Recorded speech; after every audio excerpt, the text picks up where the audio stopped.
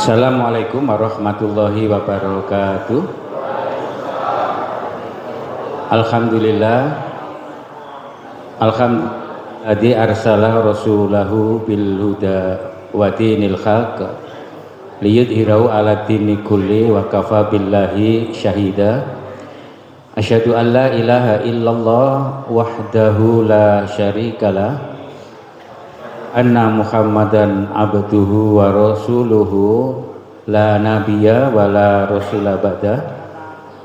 Allahumma sholli wa sallim wa barik ala Muhammad wa ala alihi wa sahbihi wa man tabi'ahum bi ihsanin ila yaumiddin, amma ba'du. Jamaah pengajian Ahad pagi Masjid Al-Basit yang dirahmati oleh Allah Subhanahu wa taala. Puja dan puji syukur kiranya patut kita sampaikan kehadirat Allah Subhanahu wa taala atas limpahan karunia yang Allah berikan kepada kita pagi hari ini.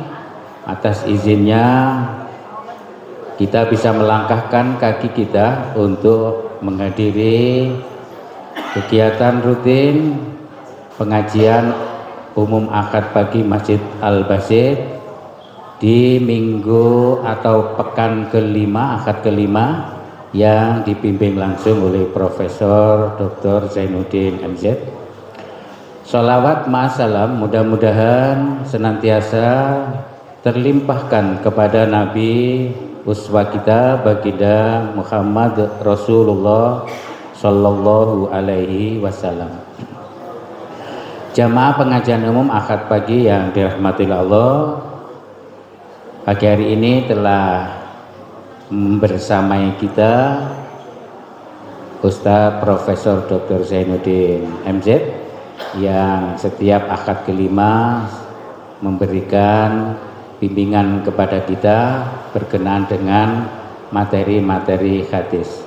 Oleh karena itu, marilah pengajian ini kita awali bersama dengan membaca basmalah. Bismillahirrahmanirrahim. 1 jam ke depan 60 menit dengan 45 menit sebagai materi dan 15 menit untuk tanya jawab. Kepada yang terhormat Ustadz Profesor Dr. Zainuddin MZ dipersilahkan. Tenun. Assalamualaikum warahmatullahi wabarakatuh. Innal hamdalillah nahmaduhu wa nasta'inuhu wa nastaghfiruh wa na'udzu billahi min shururi anfusina wa min sayyiati a'malina. May yahdihillahu fala mudilla lahu wa may yudlil fala hadiya lahu. Wa nusalli wa nusallim ala rasulil karim wa ala alihi wa sahabatihi wa man ihtada bihadihi ila yaumiddin, amma ba'du. Untuk cara sujud memang ada pendapat mendahulukan lutut kemudian tangan. Ada lagi pendapat kebalikannya, yakni meletakkan tangan terlebih dahulu kemudian kedua lutut.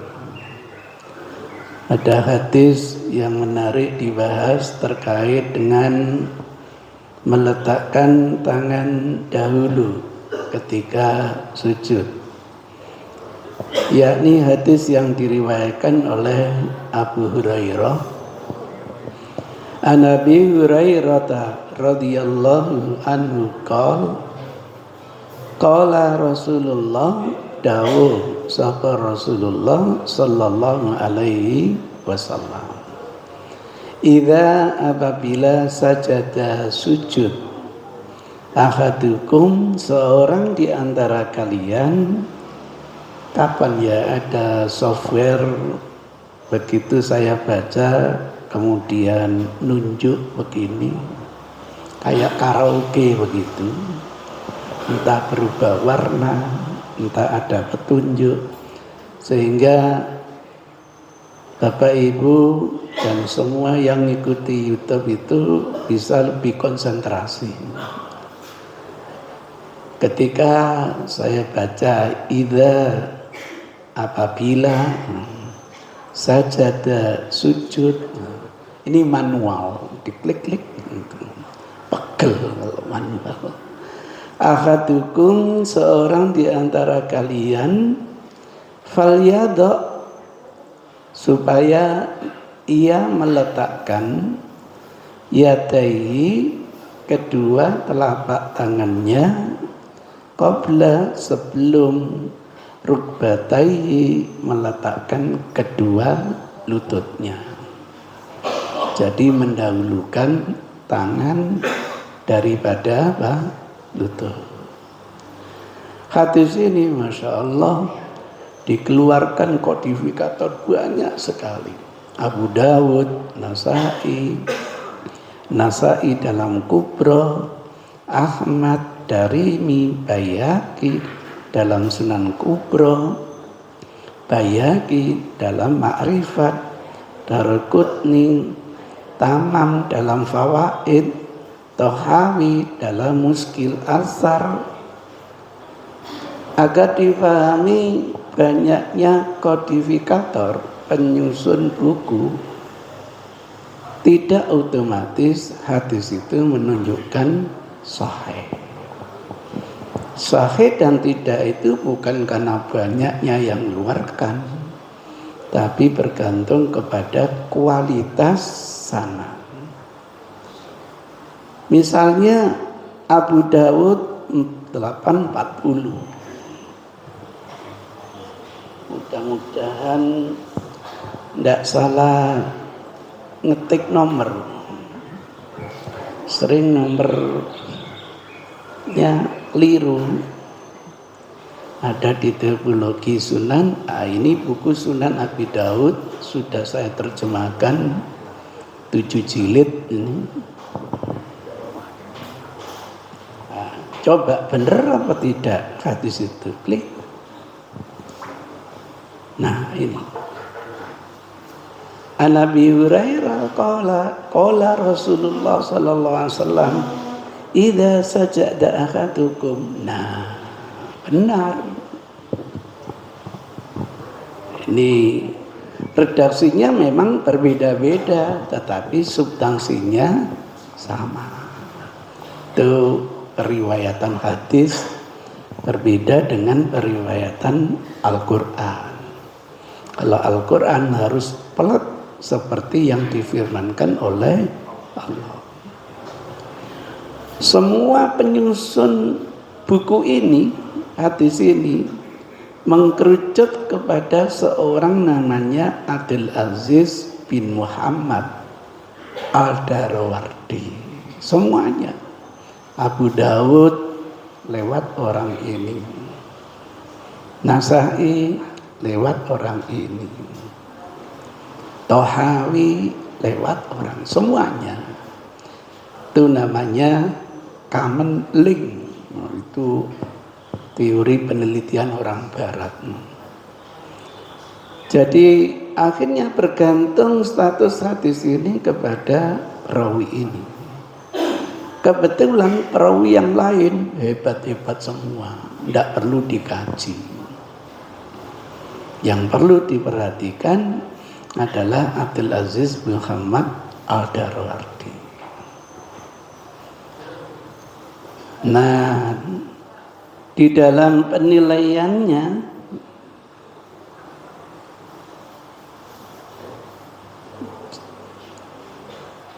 yang namanya penilaian jarah dan ta'dil, karena perawi hadis itu dibidik dua aspek, al-adalah, kredibilitas, dan ad-dhabtu, kecermatan, hafalan atau tulisan. Periode awal tabaqat kedua 3 hafalan. Maklum Islam baru dinikmati di lingkungan bangsa Arab. Bangsa Arab itu lebih senang menghafal daripada menulis, walaupun juga ada yang menulis. lama ngajar di Arab itu jarang mereka yang menulis. Kalau saya tegur kenapa tidak menulis, jawabannya menarik. Hanya orang-orang yang bermasalah yang nulis itu ngomong. Berbeda nanti tabaqat keempat, kedatangan dari orang-orang asing, Sijistan, datang dari Askolan, Tibrizi, Misri, India, Jawi, tidak pernah baca saya. Apalagi Nusantari, tidak pernah baca saya. Siapa ulama Nusantara yang terlibat periwayatan hadis? Satu gak ketemu ya. Jangan-jangan namanya belum dikenal gitu. Nah, para pakar penilai itu, Masya Allah, ada namanya Ibnu Abi Hatim. Ini pertengahan abad keempat. Ada lagi nanti Syamsuddin Ad-Dhahabi, pertengahan abad ke-8. Nah, nanti klimaknya di tangan Ibnu Hajar Asqalani akhir abad 9. Nanti berikutnya muncul Suyuti, wafat tahun 911 Hijrah. Nah, kalau kita ingin tahu detail cara taktil perawi, paling gampang merujuk ke kitab ini. Saya temukan, oh ternyata dia punya nilai jarah, tapi juga punya nilai taktil. Ada nilai negatifnya, ada nilai positifnya. Ya harus transparan, dilihat. Menurut Abu Zur'ah, dia perawi lemah. Hafalannya dan kadang meriwayatkan dari hafalan salah. Menurut Nasai, ini orang bahaya ini. Bahayanya apa? Sering merubah. Gurunya itu awalnya adalah Abdullah bin Umar diganti dengan Ubaidah bin Umar. Antara Abdullah dan Ubaidillah. Abdullah ini perawi lemah, Ubaidillah orang hebat. Jadi mestinya hadisnya dhaif berubah menjadi sahih. Maka dia dinamakan mungkar. Mungkar, statusnya itu mungkar. Penilaian positif menurut Mus'ab Al-Zubairi, Imam Malik menilai Darwardi perawi thiqah, orang yang terpercaya. Ahmad bin Hanbal mengatakan ia terkenal dengan at-talab, dikit-dikit minta bantuan. Sapa mang. Karena hafalannya bermasalah. Bila mana meriwayatkan dari bukunya sendiri, oh sahih. Tetapi apabila meriwayatkan dari kitab orang lain atau hafalan, itu yang dhaif. Jadi ini karakter manusia. Kalau menulis kok yo hebat. Barang bukunya dicabut kan kayak sok ngomong. Ditekak nomo balik teko pusat tibake maca tek. Disaut ambek Pak Yai. Menang bareng. Ada tipe kayak gitu itu. Kalau nulis hebat, kalau ngomong wah bermasalah. Menurut Ibnu Ma'in, Al-Darawardi lebih kuat daripada Fulay, putra Abi Zinad, dan lebih kuat dari Uwais. Katanya pula, laisa bi ba'sun, ada masalah. Katanya pula, siqatun hujjah, malah dia orang terpercaya, bisa dijadikan hujjah. Ibnu Abi Hatim bapak saya Abu Hatim, pakar jarah takdil itu, ditanya Yusuf bil Majishun dan Darawardi apa bedanya? Jawabnya, Abdul Aziz bin Muhammad Darawardi seorang perawi yang berpredikat muhaddis, ahli hadis di Madinah. Saya pernah baca biodatanya di Sirah A'lamun Nubala itu lahu tasonif. Dia punya banyak karya. Itu yang mengilhami saya berkarya. Itu hampir 500 lebih buku saya itu. Menunggu donatur untuk menggandakan, kemudian dibagi ke perpustakaan-perpustakaan menjadi jariah sampai kita kembali ke haribaan Allah. Menurut Ma'an bin Isa Al-Darawadi pantas menyandang predikat Amirul Mukminin. Wah, ini level tertinggi, profesor dalam hal ilmu hadis. Harus transparan gitu. Maka ketika ketemu jarah takdil seperti ini, kalau menurut orang Indonesia, peneliti Indonesia, saya tidak menyebutkan siapa pemulanya itu, tokohnya, harus masuk kategori dhaif. Kaidah yang digunakan al-jarhu muqaddam ala takdil. Nilai cacat harus dikedepankan daripada nilai positif. Ya dhaif akhirnya. Dia berpredikat mungkar, bukan hanya dhaif, tapi dhaif jiddan, mendekati palsu. Kalau cacatnya kredibilitas, bukan sekedar dhaif jiddan. Saya sebagai perawi hadis dinilai 1000 orang baik, hanya satu saja yang nilai jelek, sudah gitu. Itu pola pikir peneliti Indonesia. Iya. Maka saya bilang, kalau Anda mandatnya seperti itu, Anda nggak akan dapatkan hadis sahih. Setiap orang itu potensi punya kesalahan. Kata pepatah, bukan hadis, man talaba akhon bila aibin bagia bila akhir. Ini hafalan saya waktu di Gontor kelas 2 dulu. Berarti sudah hampir 70 tahun. Usia saya kan sudah mendekati 97 tahun. Pusar sampai ke atas. Pusar ke bawah masih 17 tahun.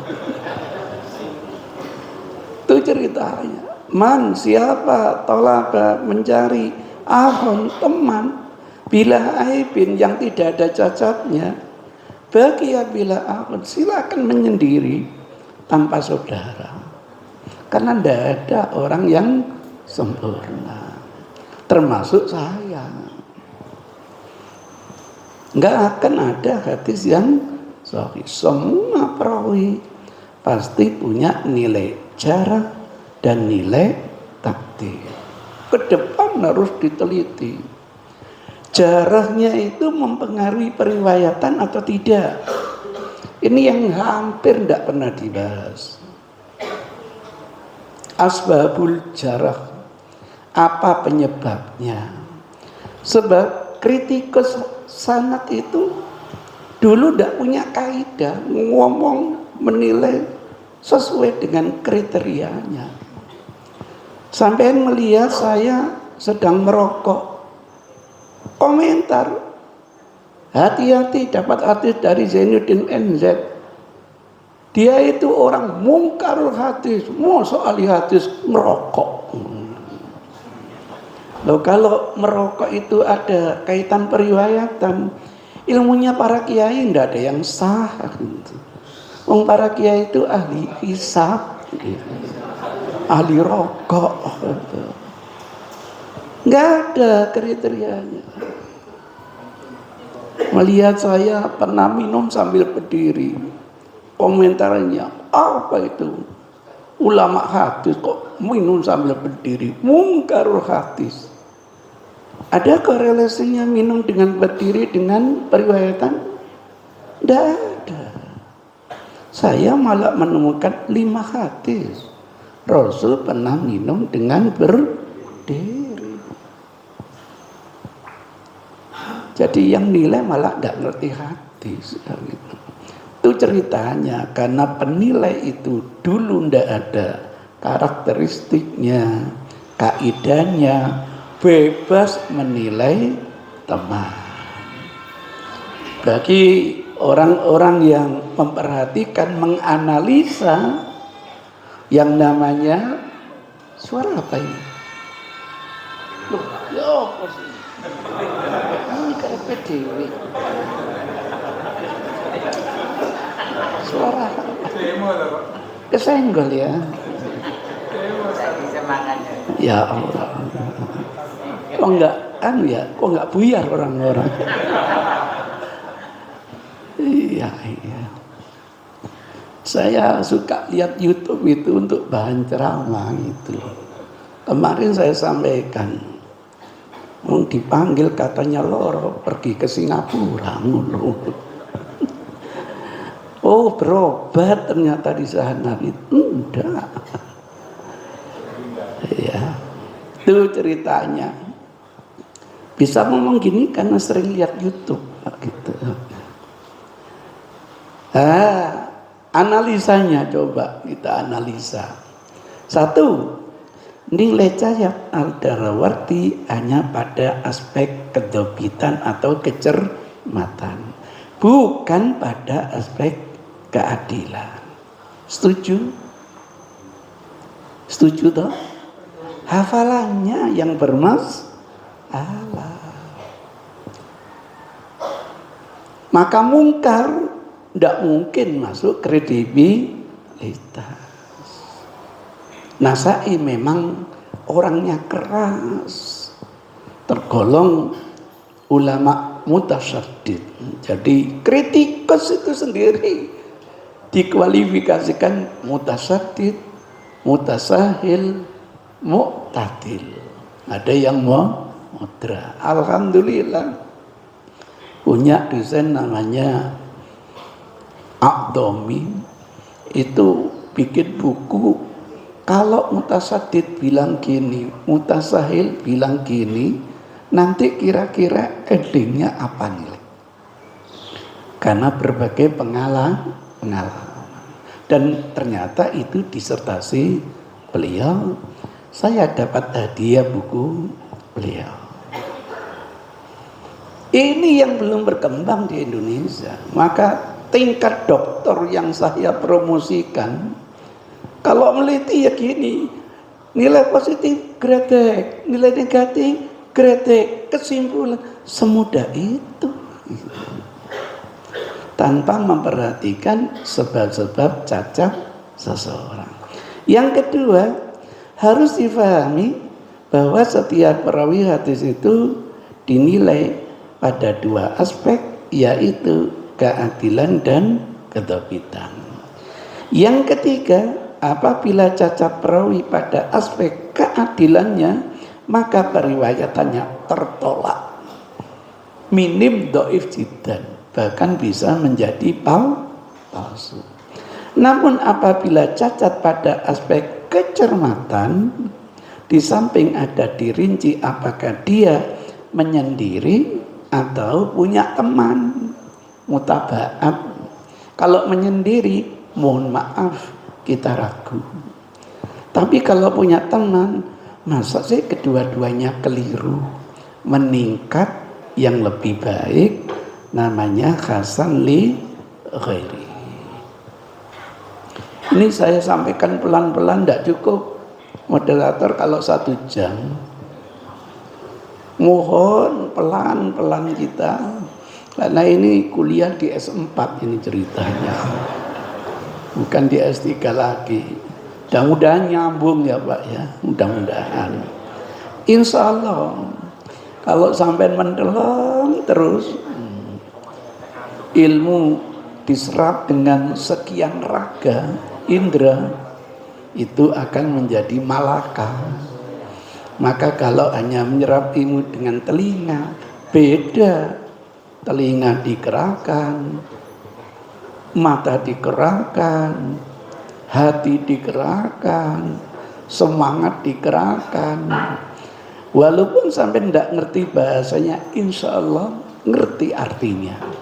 Maksudnya itu ngerti. Gak usah jauh-jauh sampai pendelengi film India, selesai film sampai bisa cerita. Padahal bahasa yo gak ngerti.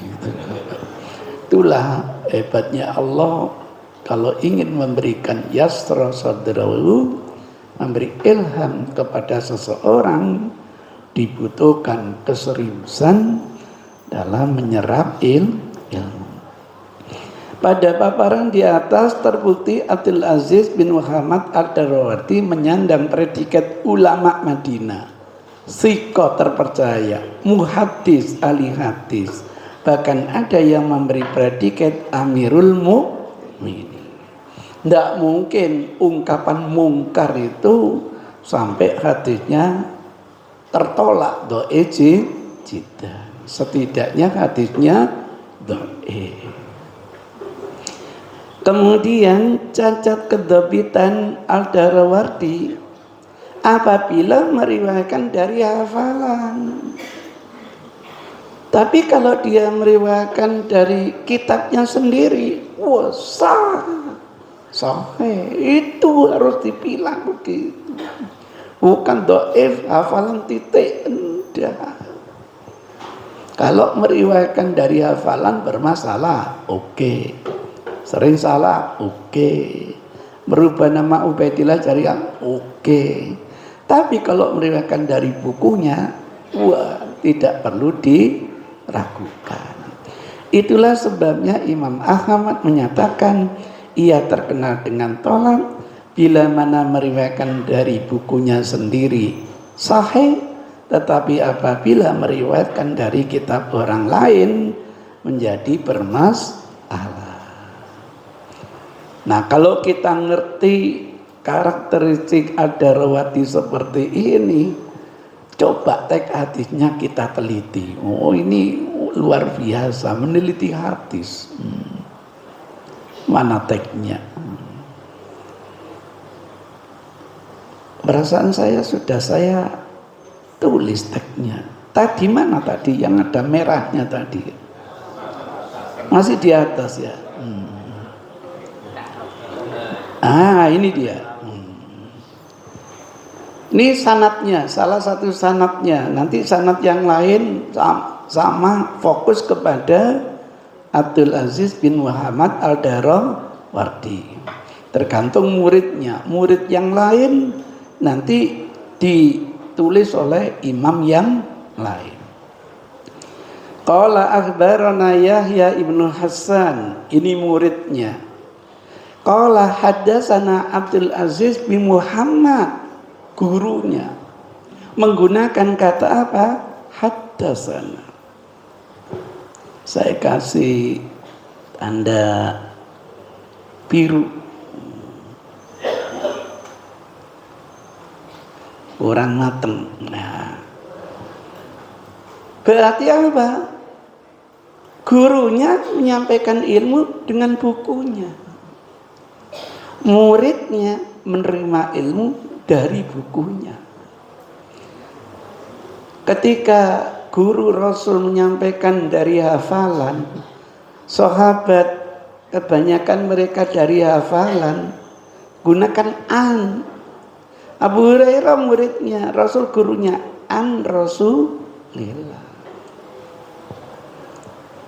Abu Hurairah belum punya tulisan hafalan. Muridnya Sa'id ibnu Musayyab belum punya tulisan. Apa kata Sa'id bin Musayyab? An Abi Hurairah anin Nabi. Rata-rata terbakat ketika an begitu. Baru nanti orang asing datang didiktekan. Murid-murid sudah mulai punya catatan. Maka murid menyampaikan akhbarona. Kalau kolektif, akhbaroni. Kalau privat. Murid yang sudah punya buku menyampaikan kepada muridnya, biasanya, nih buku periwayatan saya, silakan dinasah, dikopi. Dulu belum ada mesin fotokopi, ditulis kembali. Maka murid menyampaikan haddasana kalau kolektif, haddasani kalau privat. Ada kode etiknya. Dengan demikian, Hasan selaku murid mengambil ilmu dari gurunya Abdul Aziz bin Muhammad Al-Darawardi dengan tulisan, berarti tidak masalah. Darawardi mengambil ilmu ini, hadis ini dari Muhammad ini menggunakan tidak ada masalah, dia nerima. Yang keliru itu ketika menyampaikan. Maka terbukti cacat Al-Darawardi tidak terbukti di dalam hadis ini. Menjadi mungkar kalau gurunya namanya Abdullah atau Ubaidillah. Nanti ini yang bermasalah, sering mengganti-ganti. Gurunya bukan Abdullah, bukan Ubaidillah bin Umar, tetapi Muhammad bin Abdullah bin Hasan. Maka cacat Darawardi tidak terkena terhadap hadis ini. Maka jangan kaget, kesimpulan hadis ini sahih. Itu sebabnya Albani dalam verifikasinya mengatakan isnaduhu sahih. Tidak ada masalah. Ini yang terjadi. Kesimpulannya hadis ini sahih. Ternyata bukan hanya diriwayatkan oleh Abu Hurairah. Nanti ada hadis yang kedua dikeluarkan yang namanya oleh Ibnu Umar.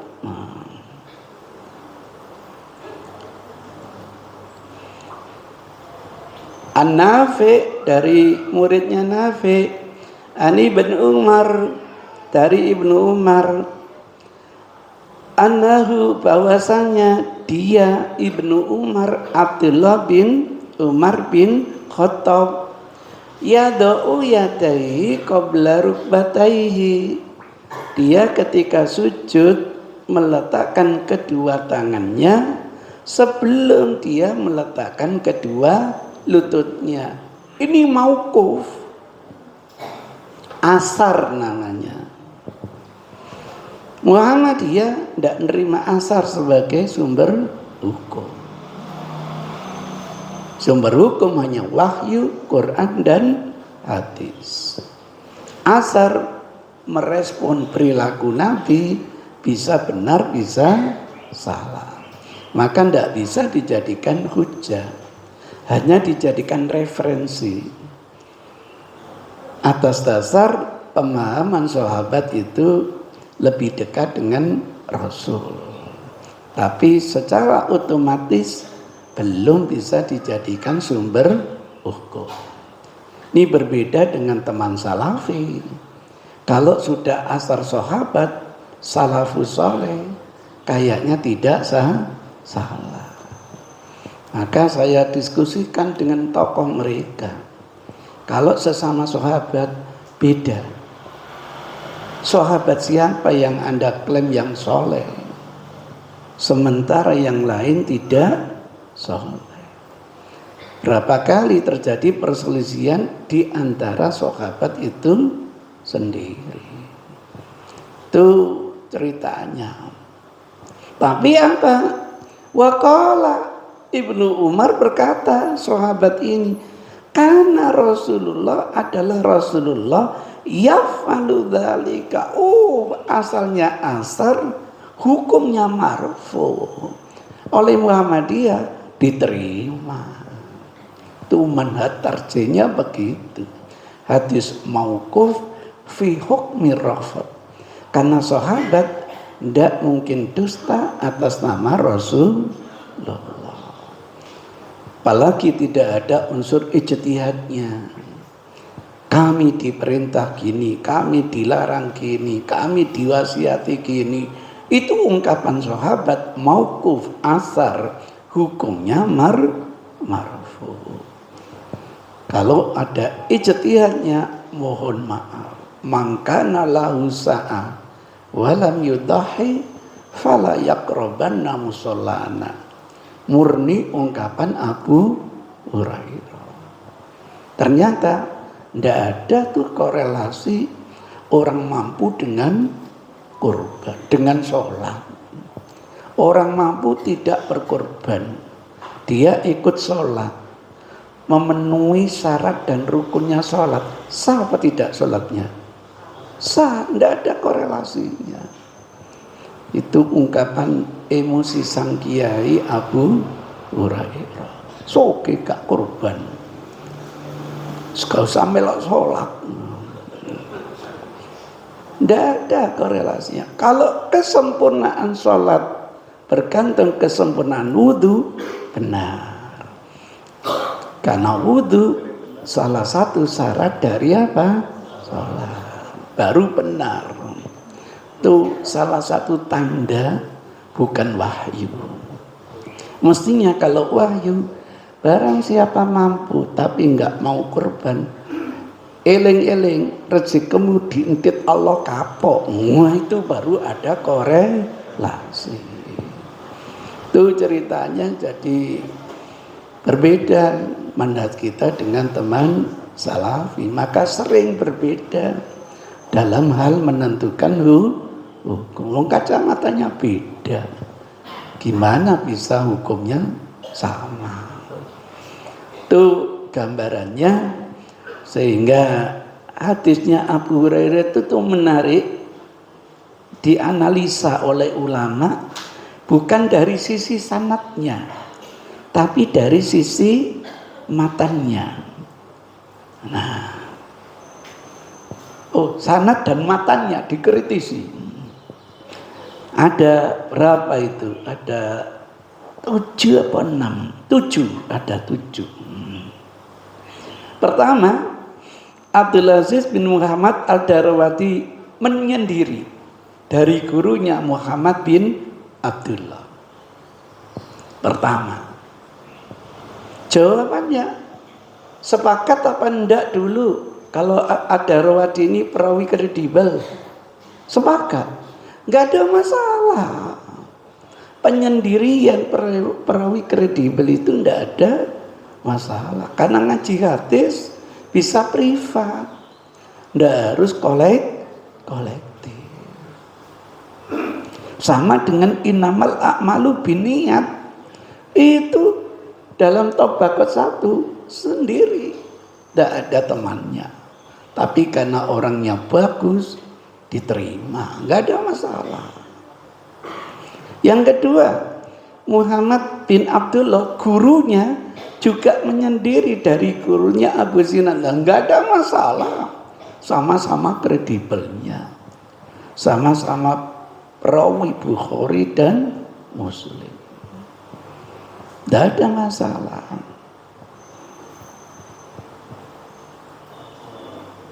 Ini yang kedua. Yang ketiga, Bukhari menilai hadis ini, aku tidak tahu, ragu. Apakah Muhammad bin Abdullah mendengar langsung dari Abu Zinad, apakah muridnya itu memang pernah berguru apa tidak? Itu ada keraguan. Makanya enggak dimasukkan dalam Sahih Bukhari. Jawabannya, ya enggak salah, itu kriteria Bukhari. Kriteria Bukhari itu ketat. harus terbukti murid ketemu dengan guru. Gurunya Hamka Jakarta, muridnya Sidoarjo, Zainuddin MZ. Pernah enggak Hamka ke Sidoarjo atau Zainuddin ke Jakarta? Harus ada gitu. Itu persyaratan Bukhari. Selain Bukhari, enggak. Hidupnya sezaman atau tidak. Karena Zainuddin NZ itu sezaman dengan Hamka. Maka walaupun Zainuddin Sidoarjo, Hamka ada di Soviet, enggak ada masalah. Karena tidak akan dusta Zainuddin punya predikat orang yang terpercaya. Mungkin lewat surat menyurat atau mungkin lewat SMS. Dulu sudah ada SMS. Misalnya. Nah, dalam penelitian lewat biografi setidaknya 3 buku yang saya sebutkan tadi, ketahuan yang namanya muridnya itu muridnya wafat tahun 145 Hijriah. Gurunya wafat tahun 130 Hijriah. Terpaut berapa tahun? 15 tahun. Kalau usia rata-rata 60 kurang 15, waktu ngaji dengan gurunya ketika berusia 45 tahun. Sehingga selain Bukhari tidak meragukan hadis ini sahih. Bukhari aja yang meragukan karena tidak ada syarat tahakkukul liqa, kebenaran perjumpaan antara murid dengan apa? Guru. Keempat, hadis Abu Hurairah yang redaksinya, maka hendaknya ia meletakkan tangannya sebelum lututnya itu dinilai kacau balau. Nah, ini masalahnya. Karena ditemukan riwayat dari Abu Hurairah yang kebalikannya. Di dalam riwayat lain, maka hendaklah ia meletakkan lutut sebelum tangannya. Itu namanya kacau balau. Kalau kacau balau sahih atau dhaif? Dhaif gitu. Jawabannya enggak ada kacau balau. Nah, ini hadis yang meriwayatkan an Abi Hurairah anin Nabi sallallahu alaihi wasallam qala idza sajada ahadukum, kalau sujud seorang di antara kalian, falyabda birukbatai, supaya memulai dari lututnya, qabla yadai, sebelum tangannya, wala yabruk burukal jamal, ojo ndoprok kayak unta. Akhirnya kacau balau. Enggak kacau balau. Kenapa? Hadis ini palsu. Hadis kedua ini palsu, diriwayatkan oleh fulan dalam sanadnya terdapat Abdullah bin Sa'id al-Maqburi. Setiap sanad ada orang ini, mesti hadisnya palsu. Buang yang palsu, gunakan yang sahih. Kacau balau enggak? Enggak. Kacau balau itu sama-sama sahih, kok isinya bertentangan, baru namanya kacau balau. Kok ono hadis kacau balau? Jangan-jangan pemberi wahyu yang bermasalah. Sebenarnya enggak ada. Kalau sama-sama sahih, enggak mungkin kacau balau. Sudah berapa kali kita diskusi, nanti diletakkan pada porsinya masing-masing. Hadisnya sahih, jangan minum sambil berdiri, betul. Hadisnya sahih, Rasul minum sambil berdiri, betul. Ini enggak kacau balau. Diletakkan pada porsinya masing-masing. Habis tawaf Rasul minum air zam-zam non di kursi ini gitu. Diundang walimah golek kursi gak ono gitu. Takon panitia, kok gak ono kursi? Sengaja Ustaz. Loh, kenapa sengaja? Benang mulai gitu. Dikei kursi entek panganan itu strategi gitu. Iya. Misalnya begitu. 5. Hadis Abu Hurairah dengan redaksi maka letakkan tangan sebelum lutut. Ini dianggap terbalik maklub. Nah, kalau hadisnya maklub sahih atau dhaif? Dhaif. Gitu loh. Jadi tidak otomatis sanadnya sahih, matannya makmul diamal. Enggak. Supaya hati-hati. Kadang-kadang sanadnya sahih melebihi yang lebih sahih, nggak bisa diamalkan. Masa dalam bersedekah sanadnya sahih, tangan kiri memberi, tangan kanan jangan sampai tahu. Sahih, sanadnya sahih, isnadu sahih. Tapi matanya sanad yang lebih baik dalam sedekah, tangan kanan memberi, tangan kiri jangan sampai tahu. Nah ini namanya syad, nyeleneh. Nah, yang ini mahfud, yang terjaga, dikembangkan di Indonesia. Laki-laki Indonesia hadisnya sahih bertentangan dengan Quran, jelas nggak bisa. Wong sahih bertentangan yang lebih sahih aja nggak bisa, apalagi sahih bertentangan dengan Quran. Tambah tidak bisa, itu berkembang di Indonesia. Saya tidak menyebutkan tokohnya. Pertanyaannya, namanya hadis apa ayu? Kau no. Karena itu tidak pernah dikenal oleh ulama gitu. Tidak mungkin ada hadis sahih bertentangan dengan Quran, tidak akan mungkin. Sudah berapa kali kita diskusi. Monggo nanti kalau ada pertanyaan. Tapi itu hanya jawabannya satu sesi, Pak. Yuk panjang masalahnya. Tidak akan pernah terjadi adanya hadis sahih dengan Al-Quran. Tidak pernah terjadi. Nah, ini kok maklubnya gimana? Coba Bapak Ibu pernah melihat unta apa tidak? Kalau tidak pernah, lihat sekarang YouTube. Cari di YouTube doproknya unta, nggak akan ketemu karena dobrok bukan bahasa Indonesia. Berderungnya unta, nanti akan ketahuan. Dulu waktu saya mahasiswa diajak dosen saya, sengaja diajak untuk menyaksikan bagaimana berderungnya unta. Unta itu punya 4 kaki.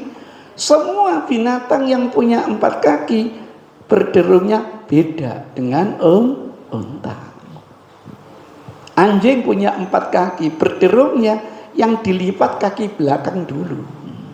Kucing kaki belakang dulu.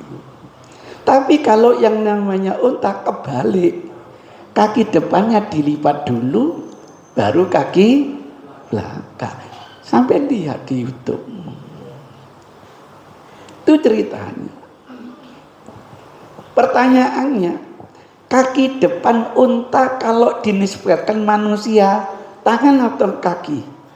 Tangan. Kalau gitu unta itu ketika doprok mendulukan tangan atau lutut? Tangan. Biar tidak sama dengan tangan, maka jangan mendahulukan tangan. Itu pemikiran. Itu pemikiran.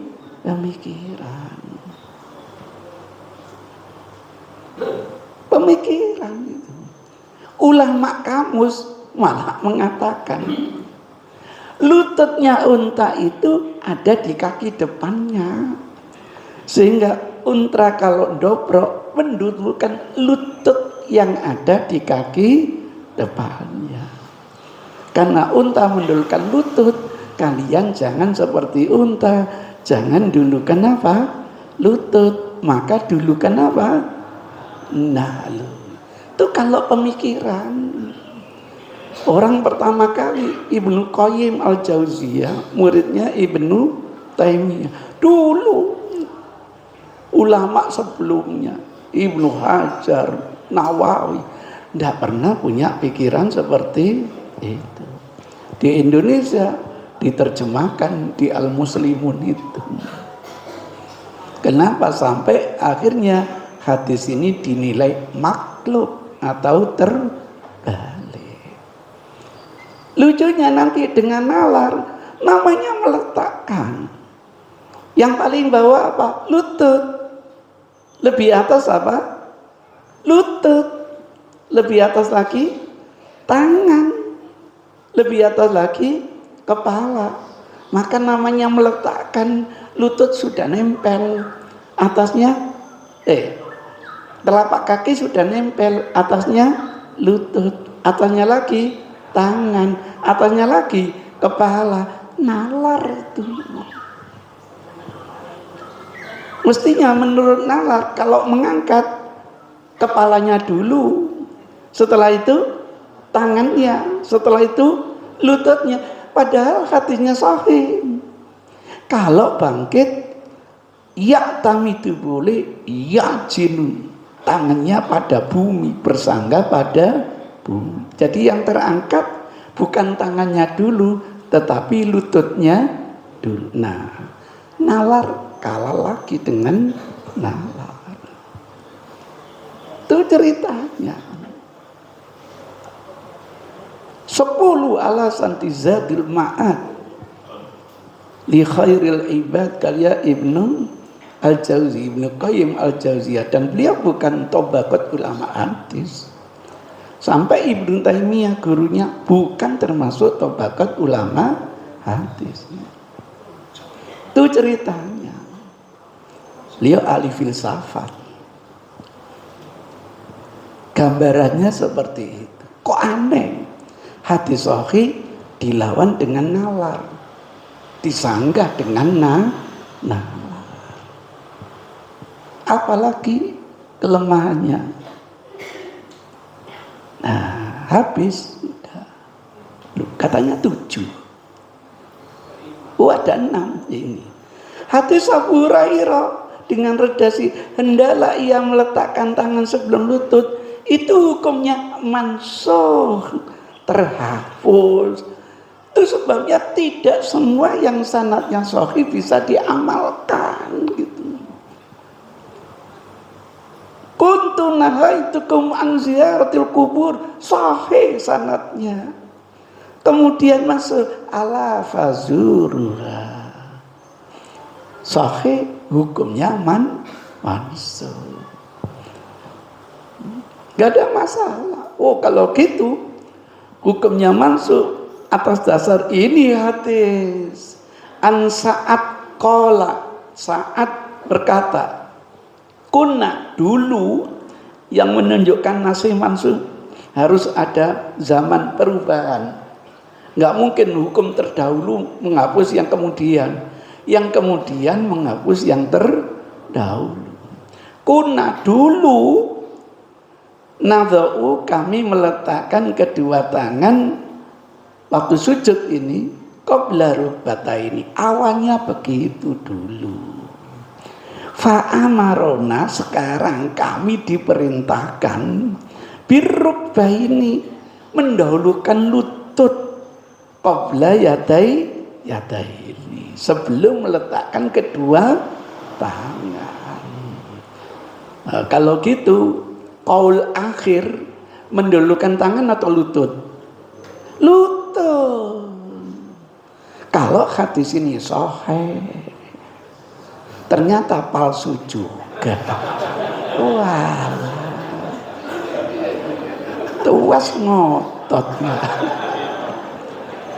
Kok bisa palsu? Di dalam sanadnya nanti ketemu ada Ismail bin Yahya bin Salamah. Ini yang dinilai matruk. harus ditinggalkan. Kalau gitu jadi mansukh apa tidak? Enggak. Apalagi yang ketujuh, hadis Abu Hurairah dengan redaksi hendaklah ia meletakkan tangan sebelum lututnya, itu dinilai syad, nyeleneh. Nah, tadi saya katakan masa sedekat tangan kiri dengan tangan kanan sahih melebihi daripada yang lebih sahih memberi tangan kanan apa? Jangan tahu tangan kiri. Itu aturan Rasul. Jadi kalau kotak infak sudah jalan, kalau meletakkan tangan kiri aja melok-melok. Sekarang enggak, tangan kanan masukkan tangan kiri melok delok. Maksudnya bukan gitu, Ustaz. Cek didelok uang. Oh lain lagi. Bukan itu maksudnya. Maksudnya itu kenapa ditutupi? Biar tidak kelihatan orang.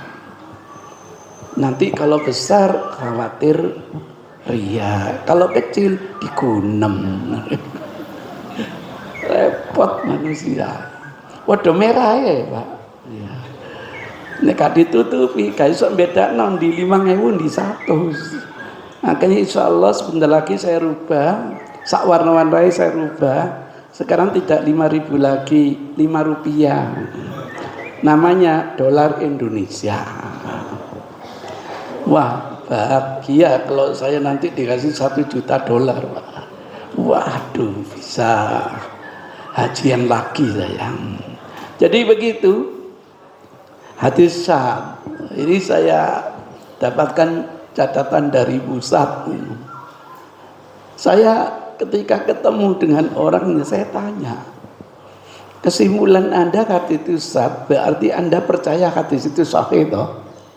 Harus percaya. Namanya syad, nyeleneh, hadis sahih pertentangan yang lebih sahih. Sahih toh? Sahih. Pertentangan yang lebih sahih mana? Nggak bisa jawab. Kalau yang lebih sahih itu hanya jangan dulu seperti onta titik. Lah ini ada tambahan, itu bukan syad. Itu namanya ziyadatu thiqah, makbulah. Anda tidak ngerti pengertian hadis syad. Tidak ada pertentangan. Selama ini cari hadis yang sahih tentang sujud selain ini nggak ketemu. Maka jangan kaget kalau ada dakwah mudzakarah. Ada nggak ya filenya? Oh tadi. Iya.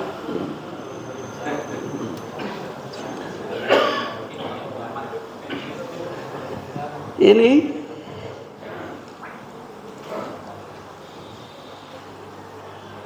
nah, teman-teman majelis mudzakarah gayung bersambut mencari derajat hadis turun sujud, semuanya yang mendahulukan tangan semuanya dhaif, yang mendahulukan lutut semuanya dhaif. Iya. Nanti kesimpulannya iya. Ya gara-gara cara muqaddamatul ta'dil itu gitu. Oleh karena semua hadis yang berkaitan dengan tata cara sujud, baik pendapat pertama yang mendahulukan lutut maupun pendapat kedua yang lemah berat, dhaif jiddan, maka untuk sementara ini kami Nadwa Mudzakarah Muslimun Bangil memutuskan bahwa ketika turun sujud tidak boleh meletakkan tangan terlebih dahulu daripada lutut atau sebaliknya. Kali sujud. Oh enggak ada tuntunane. Loh iya. Tapi kok aneh solusinya? Boleh pilih. Loh. Kalau kedua-duanya sahih boleh pilih. Tapi kalau keduanya dhaif, keduanya harus dibuang. Gimana? Komentarnya menarik. Kalau Ustadz bisa sujud pakai kepala dulu silakan. Memangnya sirkus apa gitu? Itulah ceritanya. Sehingga saya minta satu orang maju ke depan, sampai maju ke depan, tolong dipraktekkan. Menghadap ke sana Pak, biar jamaah tahu. Mari Pak. Sampai enggak apa-apa. Siapa saja. Monggo Bapak. Sampai menghadap ke sana biar disaksikan oleh masyarakat yang hadir berapa puluh ribu ini ya Allah. Menghadap ke sana Pak. Dicoba sujud mendelukan tangan. Dicoba. Dan nah, kalau panjenengan praktek seperti ini, loh, ayo bangun sih. Kalau panjenengan sujud mendahulukan tangan, percayalah posisi tangan sejajar dengan pundak. Sampai saksikan sejajar apa enggak? Otomatis itu anatomi tubuh. Monggo bangkit. Iya, lengan otomatis terangkat, otomatis sudah. Monggo duduk, enggak ya? Enggak, sekarang bangkit.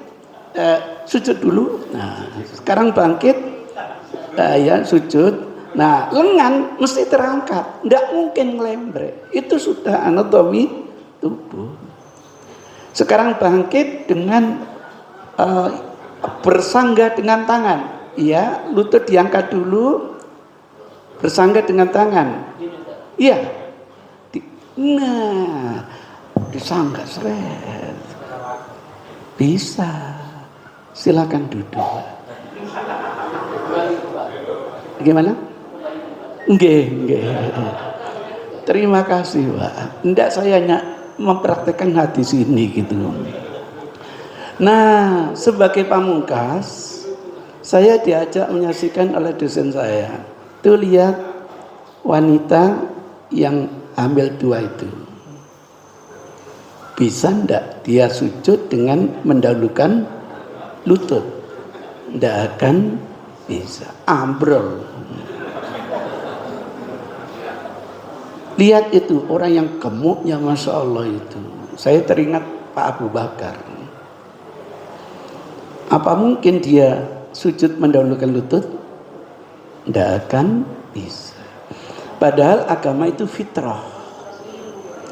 Fitrah itu bisa diberlakukan orang yang namanya gemuk, orang yang kurus, ibu yang hamil, yang tidak hamil, semestinya semuanya bisa mengamalkan. Itu yang menjadi catatan akhir. Saya tidak mendoktrin, saya hanya memberitahu seperti itulah kajian hadis Nabi Shallallahu Alaihi Wasallam. Tolong jangan bertanya yang benar mana Ustaz. Saya tidak akan jawab. Saya bukan seorang nabi, bukan seorang ahli fatwa. Kalau terpaksa Ustaz sendiri, ya apa? Saya jawab, lihat kalau saya sholat. Monggo saya kembalikan. Subhanallah, luar biasa ya penjelasan beliau, sangat gamblang bagaimana untuk kita melaksanakan praktek sujud yang benar. Ini ilmu beliau nih langkah sekali ya, ulumul hadis yang ini dalam bangku kuliah ini beberapa SKF ini yang harus kita dapatkan. Monggo kalau ada yang perlu ditanyakan ya tentang materi beliau tadi, monggo Pak Kusnil.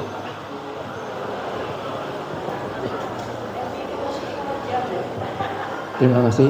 Alhamdulillah kita ketemu ahli hadisnya. Iya, kaitannya hadis yang itu Pak. Utlubul ilmi walau fisin.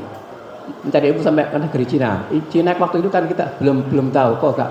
Ke negeri apa Jerman atau Indonesia atau apa gitu ya. Lah sampean sing ngerti kok. Rasul ngerti.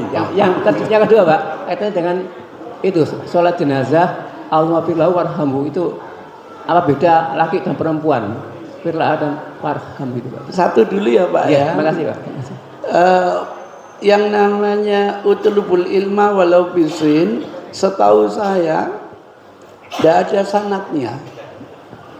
Ada sanadnya itu selalu bermasalah Pak. Sehingga oleh ulama dikatakan hadis ini maudhu, hadis ini palsu. Bukan Rasul tidak tahu, negeri Cina tahu Pak. Ciri khas yang namanya hadis tidak sahih itu baik satu sisi selalu bermasalah pada sisi yang lain. Kalau hadis sahih itu selalu cocok setiap aspeknya.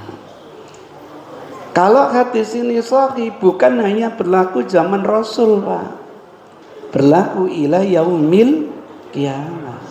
Sekarang saya mencari ilmu ke negeri Cina, khawatir pulang tidak jadi muslim sama Pak. Dulu terkenal negeri Syam, kurang apanya itu? Kenapa Rasul tidak bilang utlubul ilma walau bi Baghdad gitu? Tidak ada. Itu ciri khas hadis yang tidak sahih. Filosofinya memang tinggi.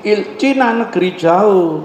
Kejar ilmu itu walaupun tempatnya jauh.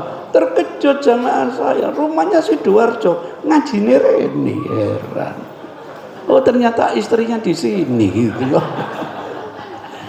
Tuh ceritanya begitu Pak. Tentang yang kedua tadi apa Pak? Sholat jenazah kenapa? Laki-laki dan perempuan. Bacaan apa itu? Berbeda itu.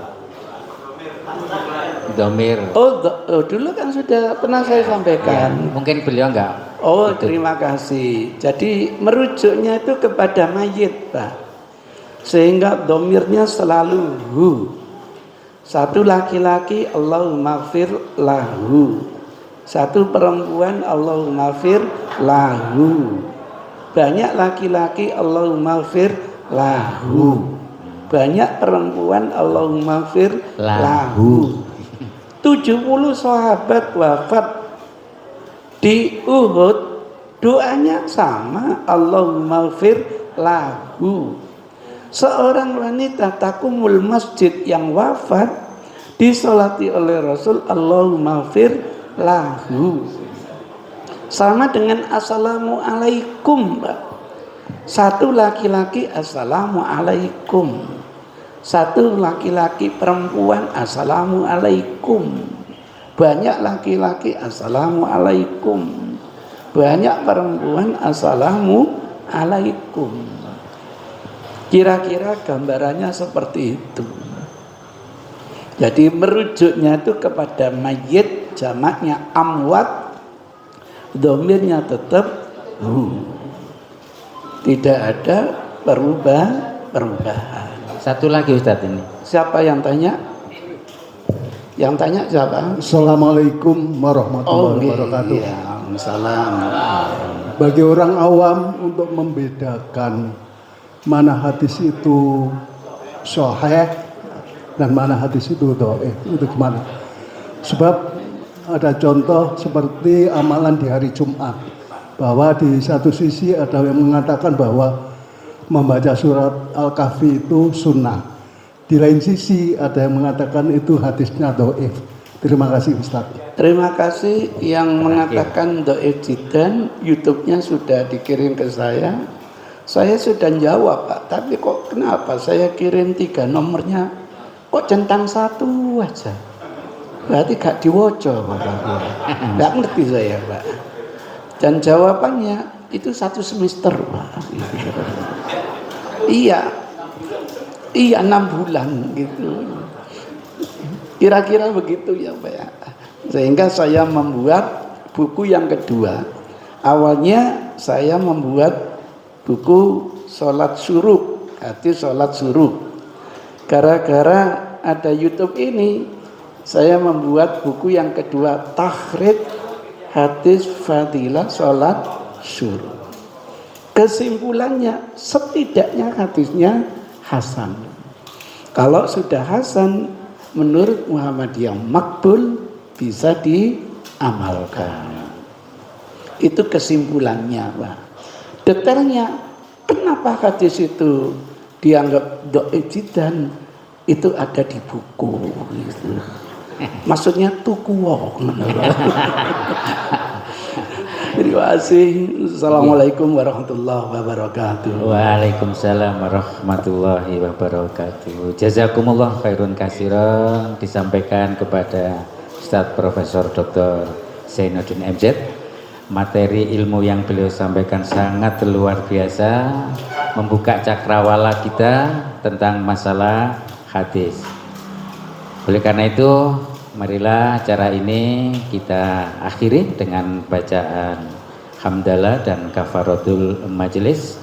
Alhamdulillahirabbil alamin, subhanaka Allahumma hamdik, asyhadu an la ilaha illa anta, astaghfiruka wa atubu ilaik. Assalamualaikum warahmatullahi wabarakatuh.